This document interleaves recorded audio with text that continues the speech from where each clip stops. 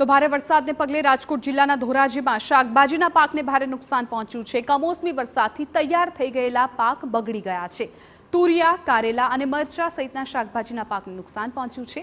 અચાનક જ વરસેલા કમોસમી વરસાદથી શાકભાજીના પાકને ભારે નુકસાન પહોંચ્યું।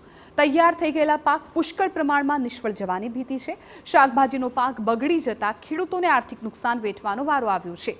શાકભાજીના પાક સહિત તલના પાકને પણ પુષ્કળ પ્રમાણમાં નુકસાન થયું છે, ત્યારે સરકાર તાત્કાલિક ડ્રોન મારફતે સર્વે કરાવે તેવી ખેડૂતોની માંગ છે।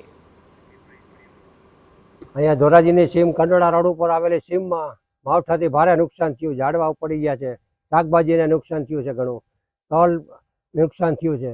બહુ ભારે તાપમાન થયું 2-3 દિવસ, પછી ભારે વરસાદ આવ્યો, વાવાઝોડો છે, 150 કિલોમીટર ઝડપે વાવાઝોડું ફૂંકાણું અહીંયા, અને અહીંયા ઝાડવા બહુ જાજા નુકસાન થયું પડી ગયા છે। આંબલી, રાવણા ખેતરોમાં શું નુકસાન? ખેતરોમાં અમારે છાપરું ઉડી ગયું, નરિયા તલમાં આડા હુગી ગયા આ રહ્યા તલ જો અહીંયા। કમોસમી બહુ નુકસાન થયું છે। વાવાઝોડું આવ્યું હતું 100 કિલોમીટરની ઝડપે, ઝાડવા અને બકાલાને શાકભાજીને નુકસાન થયું છે।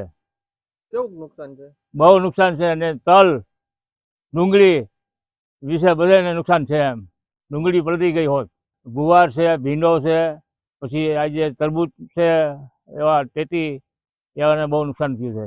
ધોરાજી શહેર અને આજુબાજુના પંથકમાં કમોસમી વરસાદ થવાને કારણે ખેડૂતોને ઉનાળુ પાકની અંદર ખૂબ જ મોટા પાયે નુકસાન થયેલ છે। સરકારશ્રી દ્વારા તાજેતરમાં જ હમણાં તુવેરના વાવેતરને લઈને જ્યારે ડ્રોનથી સર્વે કરવામાં આવ્યું હતું અને ખેડૂતોની તુવેર રિજેક્ટ કરવામાં આવી, ખેડૂતોના નામો કાઢી નાખવામાં આવ્યા હતા, એ જ રીતે તાત્કાલિક ડ્રોનથી સર્વે કરી અને ખેડૂતોને સીધી સહાય આપવી જોઈએ એવી અમારી માગણી છે।